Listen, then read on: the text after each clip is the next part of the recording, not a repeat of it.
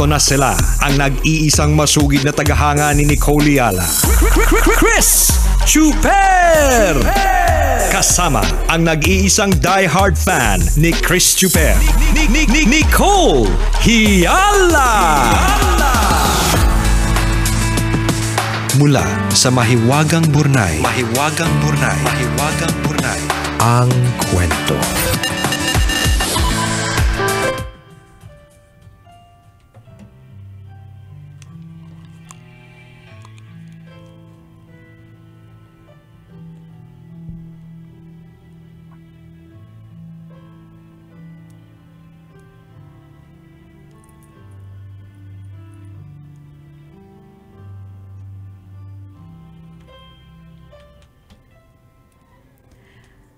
Dear Nicole and Chris, magandang araw po sa inyo at sa libo-libo ninyong tagapakinig.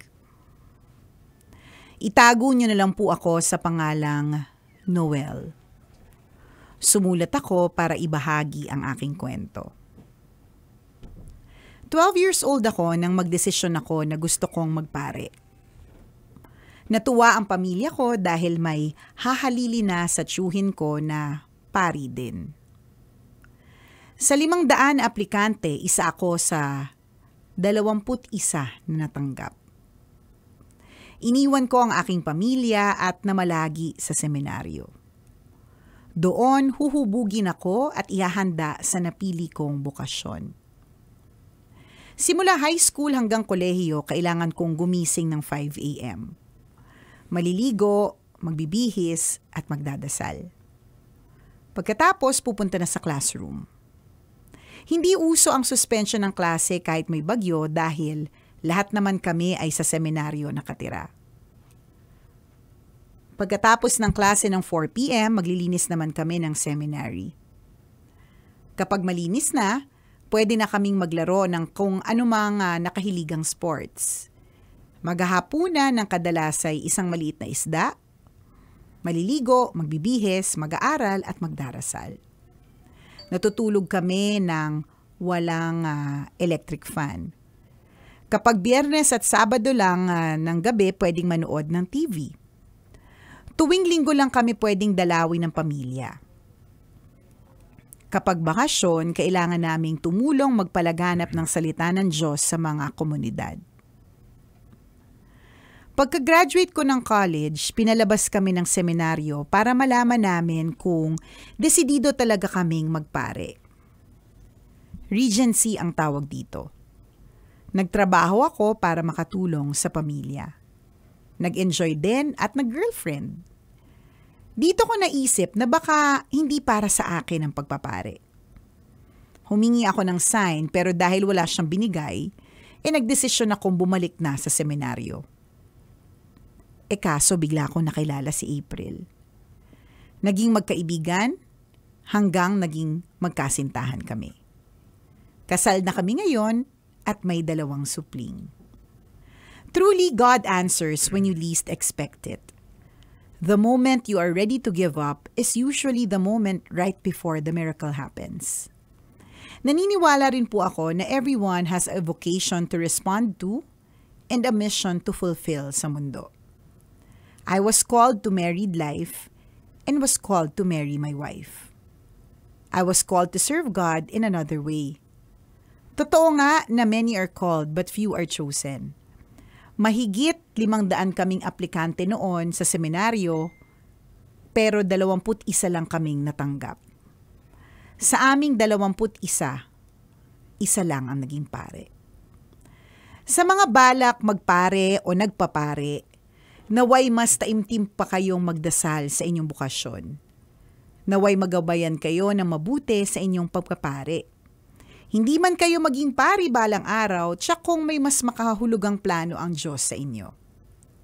Sa aking mga kapwa tambalanista, ipagdasal din po natin ang ating mga pari at obispo dahil gaya natin, sila'y mga tao rin na nagkakamali at nagkukulang.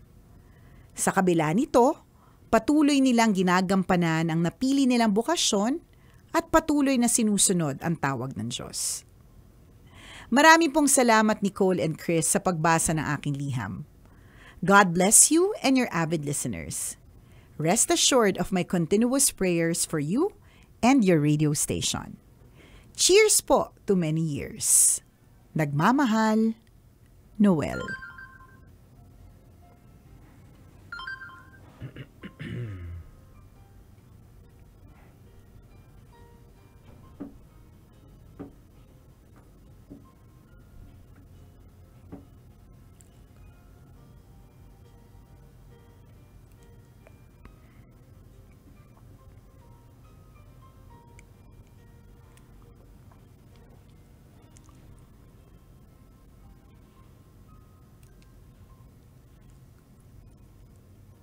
Hi, Noel!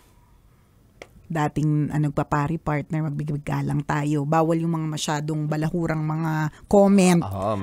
Pipiliin ng mga salita na bibigkasin. Kikiputan ng bibig. Charot.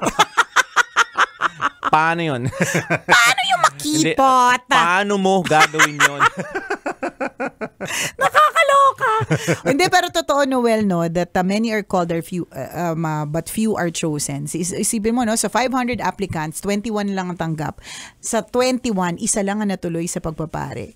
Meron akong mga kakilala talaga na ganyan, na very close to my heart. Yung isa pa nga doon, partner, nagseminarista, hindi lang dito sa Pilipinas, kundi sa Vatican mismo. Doon na mismo, sa katabi ng, kung ikaw ay Katoliko, alam mo na pag sinabi mong Vatican, ano na to, talagang pangmalakasan. Hindi ko alam ang tamang tawag. Malapit-lapit ka na. Oo, kasi Vatican na yun. Kasi syempre, kumbaga, parang sentro. Sa bilang pagpapare. Parang ganon. Kasi doon ka na nagsaserve, di ba? Parang doon na yun eh. Parang lahat ng, kung ikaw ay Katoliko, nangangarap na makarating ka ng Rome, makarating ka sa Vatican, di ba? Yan yung mga pangarap ng ilang mga Katoliko na magkaroon sila ng ganyang klaseng tour, ganyan. At para doon sa taong yun, na seminarista na mismo, doon na siya tumutulong, nagsaserve na siya, parang walang rason para lumabas pa. Parang gano'n. Hindi mo iisipan ng possibility na lumabas. Pero lumabas, partner. Tapos nag-asawa.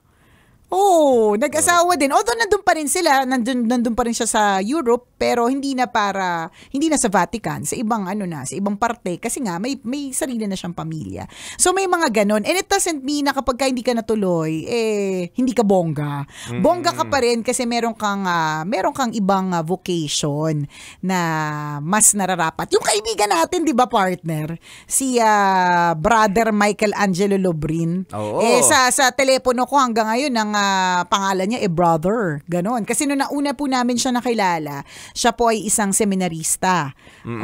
Tapos hindi siya natuloy sa pagpapare, pero kasi hindi naman ibig sabihin porque hindi natuloy sa pagpapare, hindi ka pwede mag-spread ng good news or good word of the Lord, 'di ba? Ginagawa niya 'yon sa ibang paraan. 'Di ba? So may mga ganyan talaga. Katulad nitong si Noel, 'di ba? So called pala siya para sa married life. Edi okay, yan na yung paraan. And kapag ka-called ka to a married life, ang mission mo para sa kunyari, wala pa kayong anak, para sa misis mo, 'di ba? Kung paano mo siya aalagaan at pagsisilbihan. At ganoon din pag nagkaroon na ng mga anak, kung paano mo sila tuturuan, 'di ba? Ng mga mabubuting asal. Okay na po ba yung parang mabait, partner? Yung humihinhin ka bigla na. Tsaka yung nagiging malumanay ng konti yung mga salita mo. Huwag kang magalala, hindi ka naman huhusgahan. Be yourself. Natandaan ko tuloy dati nung meron akong nakilalang seminarista, tapos pinaghiwalay kami ng lola ko kasi magka-penpal kami. Grabe, ang luma ng penpal. Sabi niya talaga sa akin, parang huwag kang magpa-penpal ng seminarista. Ganyan. Agaw mo siya kay Lord. Ganon, di ba? Ay, nako. So, naghunos dili ka? Nagdalawang isip ka? O hindi mo na itinuloy? Ay, hindi na ako nagtuloy. Kasi baka nga naman, syempre, yung pag-unawa ko, partner, sa sinabi ng lola ko noon, baka nga naman, natakot akong hindi na ako bigyan ng grasya, di ba? Ni Lord, parang ganun. So, pero hindi nga Uy, bakit si Papa Pindot gusto na daw bumalik sa seminaryo? Anong meron? Talaga, nagseminaryo ka? Nagbenta siya ng ice candy sa loob. Kasi parang di namin mawari sa Quezon pala, sa Sariaya. Oo, di ba, nakapag-host na kami ng event. Sa Lucena. Oo, Sariaya nga Sa Lucena ba yun? Oh, sa Lucena yun. Yabang ko, hindi naman ako taga-Quezon. Kung makakorek. Sa minor seminary. Baka may seminaryo pa din dun sa Sariaya. Pero sa Lucena yung pinuntahan natin. Sa Lucena yung pinuntahan natin. So, iba yung sa minor seminary. O, tingnan mo, itong kasamaan po namin si Papa Pindot. 'Di ba? Nag-seminarista, pero ngayon, meron siyang wife and meron siyang cute na daughter. 'Di ba? So, may ganun May mga ganyan talagang klase na nga ng kwento. Totoo yun. Pero sana madami pa rin ang mapunta sa sa mundo ng pagpapare at saka pagmamadre. Kasi, for example, partner dun sa aking alma mater, konti na lang yung madre. Tapos pag tinatanong ko, konti na lang din yung pumapasok. Parang ganon, iilan na lang talaga. Siguro kailangan ng anong tawag dito, more awareness kung ano yung although kasi or feeling ko may awareness naman, pero yung mga tao parang ayaw nila na tingnan mo yung kwento ni Noel, maliit na isda sa gabi. Saturday, Sunday lang doon TV. Yun pa lang hindi pwede sa'yo. Pag nalaman nung maliit yung isda. Kaya nga. Hindi pwedeng baliktarin kasi isang lunok lang. Gadilis, ganun. Totoo. Diba? Gadilis pala, paano babaliktarin yun? Hindi, magsabihin, may mga ganun kasi nga, diba, they are called to a life of bukod sa life of parang poverty ba, chastity pa, partner. Yan yung isang bagay hindi kaya na napakaraming tao po ngayon. 'Di ba? Kaya pinagdadasal yun na, ewan ko kung sa inyong simbahan na minsan may mga gano'n na parang after the mass may dasal para sa paghahanap ng mga pare at mga madre na dumami pa sila, parang gano'n. Kasi nga, partner, ang daming may gusto ng samgyup. Feeling ko sa samgyup yun. Kaya hindi nakalimutan na. Hindi kasi 'di ba kasi may you are called to a life of poverty, parang magiging simpleng-simple. Yes, simplicity. Oo, simplicity. So, hindi pala poverty. Hindi kasi ang hirap po maging behave. Oo, tapos yung chastity pa, partner, yung walang kemihan, madaming hindi kineri. Maraming hindi kineri. Alam mo, hindi mo na minention. Hindi kasi parte yun di ba? Alam mo, anyways. Ako naniniwala ako, yung ganitong klase ng vocation, this is not something that you have, that is imposed. Naman. That you have to impose. Ang tawag po dito calling, mga kaibigan. When we say calling, hindi ito yung bagay na pwede mong questionin. Kasi aminin natin, di ba may mga naririnig tayo? For example, sayang si Nicole, ang ganda. Bakit nagmadre? Ay, naku, grabe. Di ba may mga naririnig tayong ganyan? Si Kuya, ang pogi-pogi, sayang naman. Magpalaganap ka ng magandang lahi. Bakit ka nagpare? Yun yung sinasabi natin, mga kaibigan. This is something that you cannot question. Dahil yung understanding doon is just between his God and himself.